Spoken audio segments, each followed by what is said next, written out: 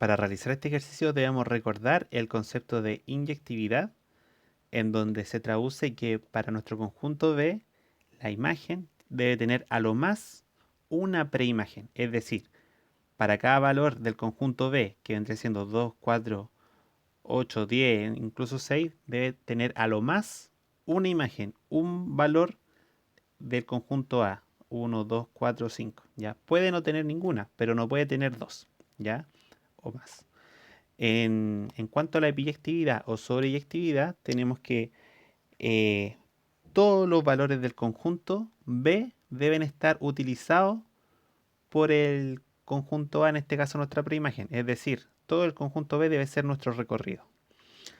En este caso, puede, puede o no repetirse, ¿cierto? Que en este caso una imagen, el 4, puede tener dos preimágenes, el 2 y el 3, ¿ya?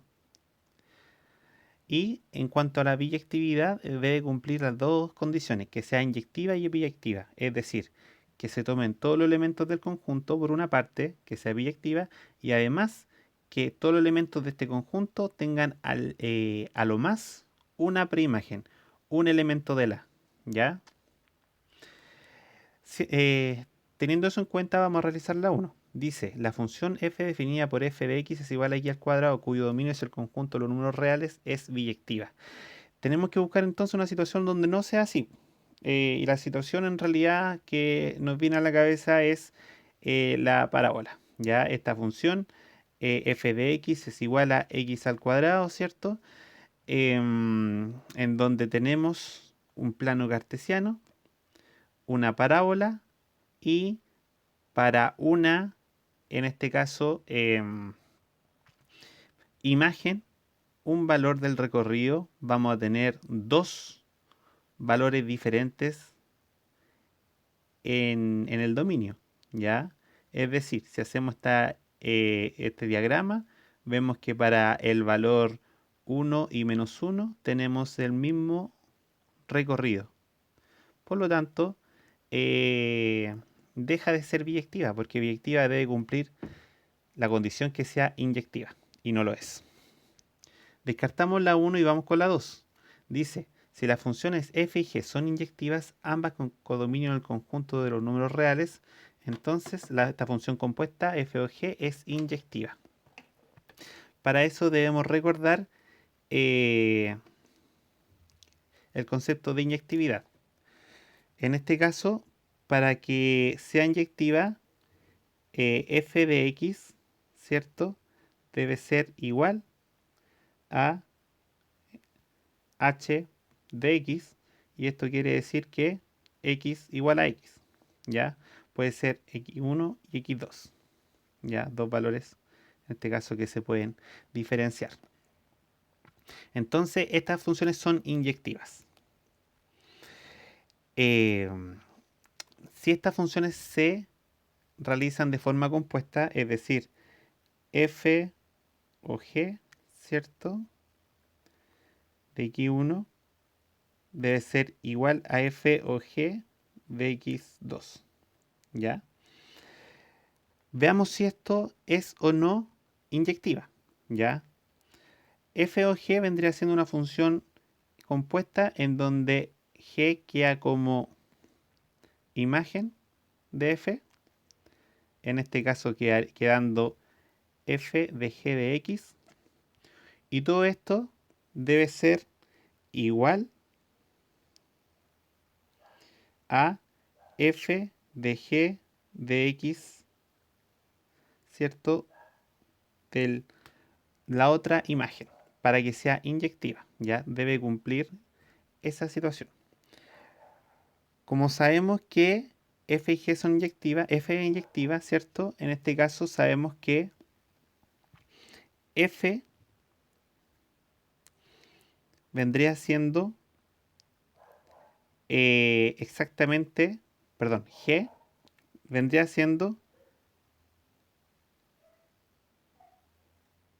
igual, g de x1 vendría siendo igual a g de x2, ¿cierto?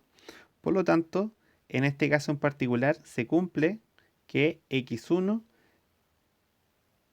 es igual a x2. Teniendo eso en consideración, tenemos que la pregunta 2 es correcta, puesto que se mantiene la inyectividad al tener estas funciones eh, compuestas. Y la 3 dice que si h es de S a S es una función sobreyectiva, entonces h es inyectiva.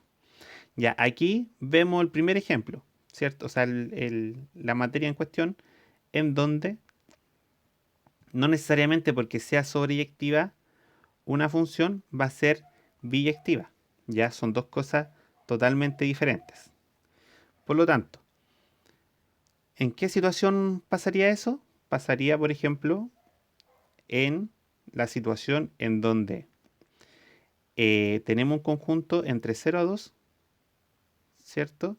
Y se va un conjunto entre 0 a 2, ya el mismo conjunto, en donde la función a evaluar en este caso vendría siendo f de x es igual a una función cuadrática.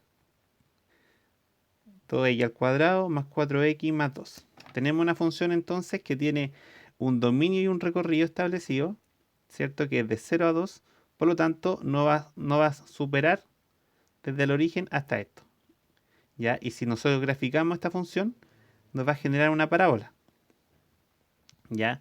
Se cumple entonces que tenemos la misma preimagen, la misma imagen, y esta función vamos a ver si es inyectiva o no. Es decir, si para cada imagen hay solo si para cada imagen hay solo una preimagen. Y en este caso sabemos que la parábola no es así, puesto que para este valor que está acá, puede ser P, ¿cierto? Eh,